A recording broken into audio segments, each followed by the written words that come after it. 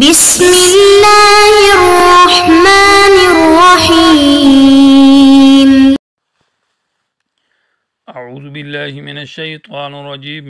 ام اتخذوا من دونه آلہہ قل ہاتوا برہانکم ھذا ذکر من معی و ذکر من قبلی بل اکثرهم لا يعلمون الحق فهم معرضون۔ عزیز طلبہ کرام، سبق نمبر 238، سورۃ انبیاء، آیت نمبر 24۔ گزشتہ آیات کے اندر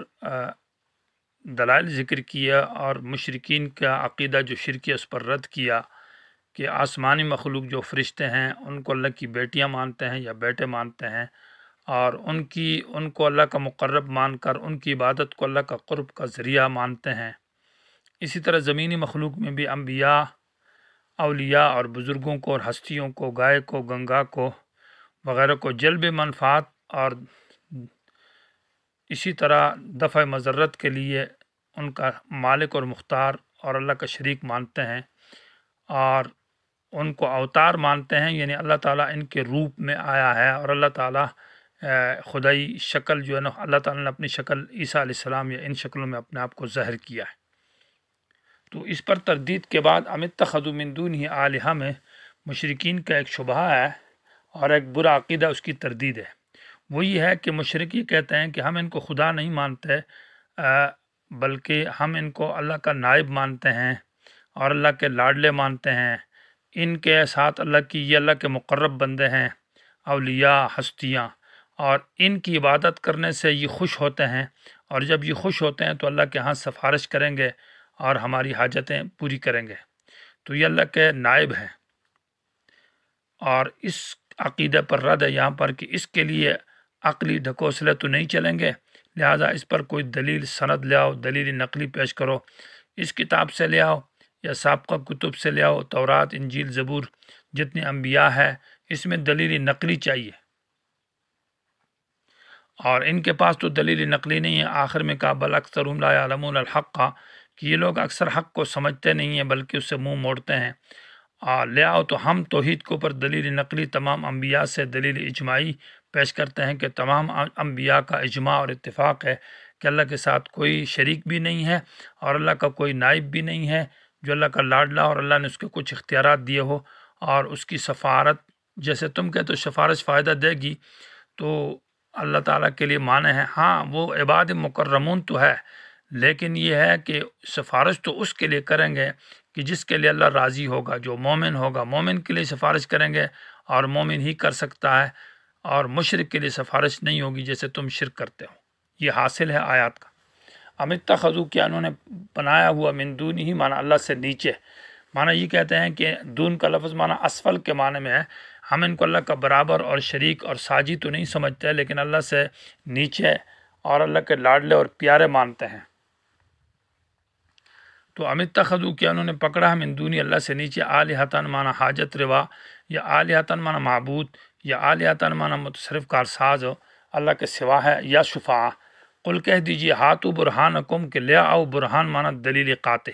اس پر تو دلیل نقلی چاہیے، اس میں عقلی ڈھکوسلے تمہارے نہیں چلیں گے۔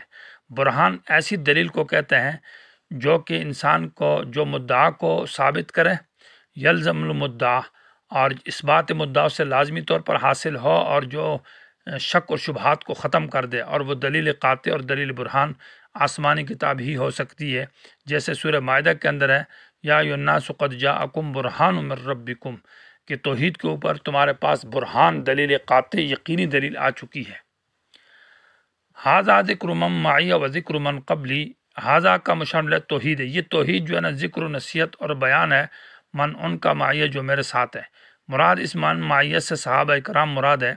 یعنی یہ توحید تو صحابہ کرام کی نصیحت اور ذکر اور بیان ہے، یعنی میرا بیان ہے، و ذکر من قبلی، اور مجھ سے پہلے جو انبیاء ہے ان کا بیان بھی یہ توحید ہے۔ یہ توحید پر تو دلیل نقلی بھی موجود ہے، اور یہ صحابہ کرام اور نبی کا اور نبی سے پہلے انبیاء کا بیان اور اس کی نصیحت ہے۔ بل اکثرهم لا يعلمون الحق، دلیل تو دور کی بات، یہ تو حق کو جانتے نہیں، ان میں اکثریت، اور جب حق کو نہیں جانتے کیونکہ یہ جاہل ہے، اور جاہل کے پاس کیا دلیل سند لا سکتا ہے، فهم معرضون، تو جہالت کی وجہ سے پھر اعراض کرتے ہیں توحید سے، عقل تو دور کی بات، نقل تو دور کی بات، ان کے پاس عقل کدھر ہے؟ یا ہاذا کا مشار الیہ جو ہے وہ قرآن ہے، ہاذا یہ جو قرآن ہے، ذکر من یہ بیان ہے اور یہ دلیل ہے، من ان کا معیہ جو میرے ساتھ، یعنی صحابہ اکرام جو میرے ساتھ ہے اور میں نبی، یہ ہماری دلیل ہے کہ قرآن میں توحید کا ذکر ہے، شرک نہیں ہے اور اللہ کے کوئی نائب نہیں ہے۔ وذکر من قبلی اور یہ بیان ہے ان انبیاء کا جو ہم سے پہلے ہے، جتنے انبیاء آئے ہیں اور جتنی کتابیں سے پہلے آ چکی ہے قرآن سے،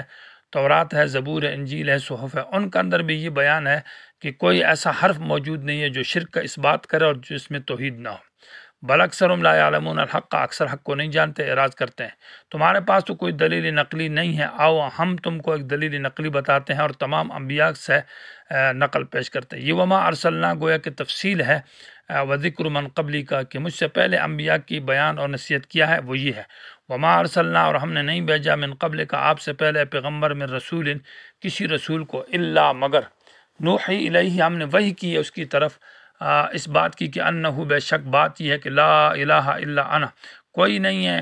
حاجت روا یا کوئی نہیں ہے واقدار، لا الہ کا یمن کوئی نہیں اللہ کا نائب اختیار والا، الا انا اللہ نے کہا میں ہوں، فعبدون بس میری عبادت کرو، میرے سامنے جھک جاؤ، فعبدون مجھ سے ڈرو، فعبدون میرے سامنے جھک جاؤ، فعبدون میرے سامنے ذلیل ہو جاؤ، عبادت کا معنی انتہائی عاجزی، اور مجھی سے محبت کرو، فعبدون مجھی سے تما رکھو، میرے سوا کوئی حاجت روا نہیں، الہ کا معنی کوئی مشکل کشا نہیں، کوئی قادر نہیں، کوئی متصرف نہیں ہے، کوئی تمہیں تکلیف دور کرنے کا اور تم سے نقصان دور کرنے کا مالک اور متصرف نہیں ہے۔ وقالوا اتخذ الرحمن ولدا، ان کا ایک یہ کہ وہ کہتے ہیں کہ ہم فرشتوں کو خدا تو نہیں کہتے، لیکن ہم یہ کہتے ہیں کہ وہ خدا کے نائب ہیں اور وہ ہماری سفارش کریں گے، تو اس پر رد ہے کہ وقالوا یہ کہتے ہیں اتخذ الرحمن کہ بنا ہے رحمان نے، پکڑا ہے رحمان ذات نے، ولدن نائب یعنی فرشتوں کو اپنا نائب بنایا ہوا، بیٹیاں بنائی ہوئی ہے اور یہ ہماری سفارش کریں گے، اور ان کی عبادت جو ہے نا وہ اللہ کا یہ خوش ہوتے ہیں اور اللہ کا قریب کر دیتے ہیں۔ تو جواب یہ ہے کہ وہ اختیار والے نہیں ہیں بلکہ وہ عاجز ہے، سبحانہ مانا پاک ہے اللہ تعالیٰ ولد سے اور نائب سے، بلکہ ہاں عباد مکرمون واللہ کے عباد ہیں اور مکرمون ان کی عزت کی گئی ہے۔ ضرور خدائی کا اختیار تو ان کو نہیں ہے، ہاں ان کو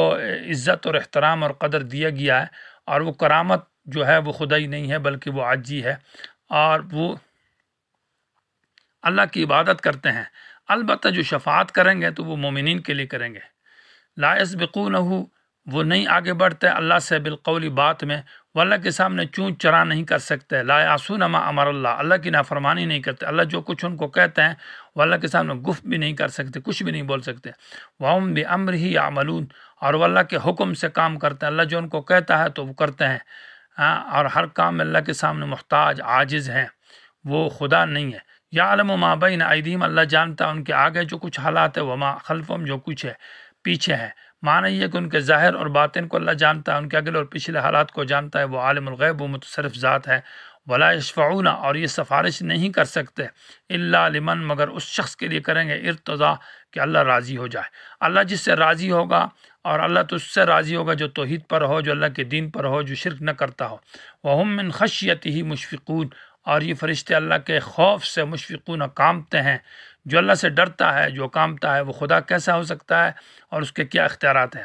ومن یقل منہم اور جو بھی کہے گا ان فرشتوں میں سے یا انبیاء یا اولیاء میں سے کہ انی الہ میں حاجت روا ہوں، یا الہ کا معنی یہ ہے کہ میں عالم الغیب ہوں، یا الہ کا معنی میں واقدار اور متصرف ہوں، من دون ہی اللہ کے سوا یعنی اس کے نیچے میرے پاس بھی اختیارات ہیں،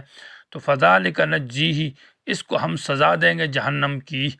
یہ تو جہنم میں جائے گا، اور جہنم میں اس لیے جائے گا کہ یہ ظالم ہے، ظالم اس لیے کہ اس نے اللہ کا حق اپنے لیے مانا، کہ اس نے اپنے آپ کو حاجت روا، مشکل کشا مانا، خدا مانا، اور متصرف اور اختیار والا مانا۔ اور کذالک نجزی الظالمین اسی طرح ہم ظالموں کو سزا دیں گے۔ ظلم یہ ہے کہ اللہ کا حق مخلوق کے لیے دینا۔